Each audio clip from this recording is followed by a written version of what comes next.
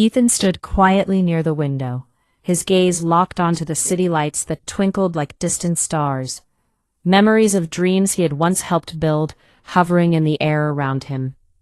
Each glow represented a moment shared with Sarah, the woman who had once held his hand, and togetherness.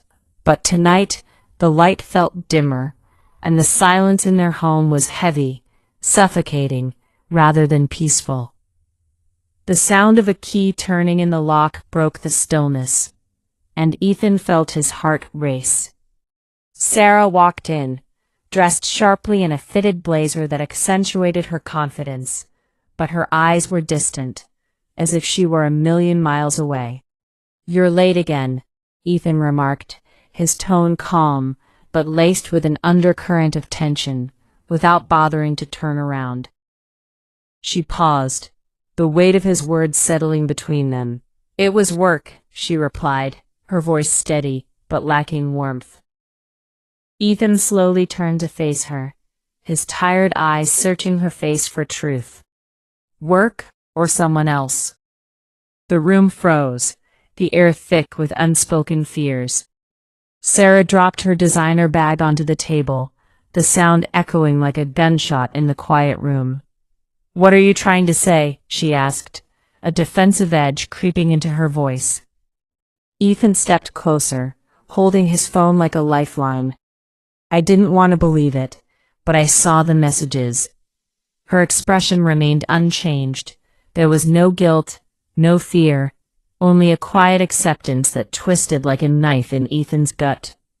After a moment, she exhaled, the weight of her breath heavy with resignation. "So, you know." That simple sentence hit Ethan harder than any confession. "Tell me it's not true," he pleaded, his voice trembling. Silence enveloped them, the kind that felt like a chasm. Then Sarah looked him straight in the eyes, her expression unyielding. "It is true." Ethan felt as if the ground beneath him had cracked open, exposing a churning abyss. "You're cheating on me?" he managed to utter, disbelief mingling with heartbreak. She crossed her arms defensively, her stance cold. "I didn't plan it. It just happened." Ethan's bitter laughter echoed in the room. "It just happened? Like forgetting your keys?"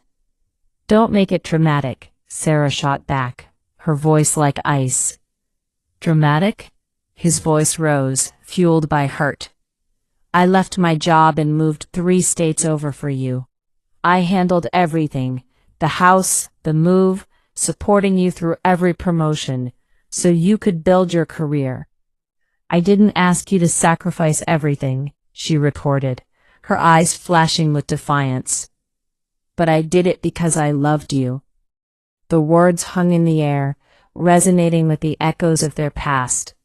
Sarah averted her gaze, the fierce spark in her eyes fading. "I've changed, Ethan. I don't feel the same anymore." Ethan's heart sunk as he whispered, "Since when?"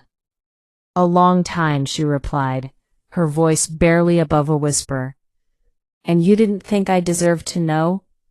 She shrugged, a motion that felt like a dismissal. "I didn't want the drama." Staring at her, disbelief morphed into a deep, gnawing sorrow. "Who is he?" he asked, his voice small. "A partner at the firm." The words were a death knell. Ethan closed his eyes, a wave of nausea crashing over him. "Do you love him?" She hesitated, the silence stretching painfully, before she nodded. "Yes." That single word shattered his world, leaving Ethan standing in a void, silent, empty. "And what about us?" he asked, the finality of his voice resonating through the stillness.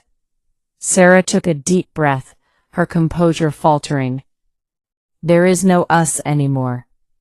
The finality in her tone felt like the echo of a closing door. Ethan nodded slowly, tears brimming in his eyes, but he refused to let them fall. "I see."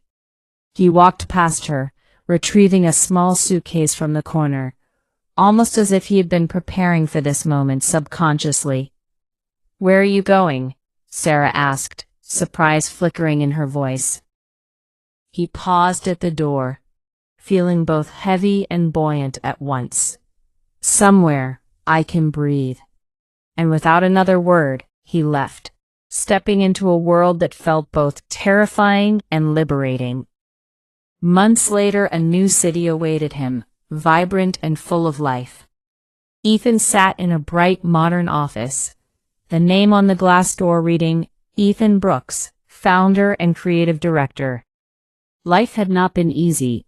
There had been sleepless nights, failures, and stretches of loneliness. But amidst it all, he had discovered something new: self-respect.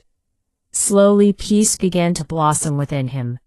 His phone buzzed, the screen lighting up with an unknown number. He hesitated for a heartbeat before answering. "Hello? Ethan." The familiar voice cut through the air, sending a jolt of unease through him. His expression hardened. "Sarah." There was a long pause, a moment filled with 1,000 unsaid words. I want to talk."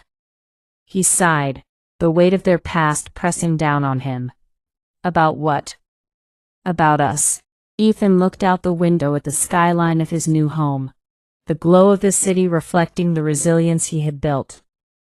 "There is no us, remember?" Her voice trembled, a hint of desperation creeping in. "I made a mistake." He remained silent, allowing her words to hang in the air. "I thought I knew what I wanted. But I was wrong. That relationship, it didn't last. He wasn't who I thought he was." Ethan closed his eyes, the irony clawing at him. "I realize now what I lost," she continued, her voice cracking. "You were always there for me. You loved me unconditionally. And I took you for granted. I'm sorry, Ethan." Silence filled the call, memories flooding back, her laughter on their first date, the small apartment brimming with dreams, the intimacy they once shared. But then the haunting words echoed in his mind, "There is no us anymore." Ethan finally spoke, calm but resolute. "Do you remember what you said that night?" "Yes," she whispered, the weight of her regret palpable. "You didn't just leave me, Sarah. You replaced me, while I was still standing right beside you." Tears rolled down her face on the other end, her vulnerability breaking through the facade. "I know, and I regret it every day." Ethan's voice softened, but only slightly, as he recalled the pain. "Regret doesn't rebuild what's broken." "I want another chance," she pleaded, her voice a desperate whisper. Ethan took a deep breath, the resolve within him solidifying. "I gave you my whole life once. I won't beg for a place in yours ever again." Her voice cracked, the weight of reality crashing down. "So this is it?" Ethan surveyed the office, the culmination of his hard work, built from the ashes of his old life. "Yes." A long silence stretched between them, heavy with unspoken words. He added quietly, "I hope you find what you're looking for, Sarah." "And you?" she asked, her voice barely audible. Ethan smiled faintly, a wave of contentment washing over him. "I already did." And with that he hung up, releasing her into the past and embracing the future he had fought so hard to create.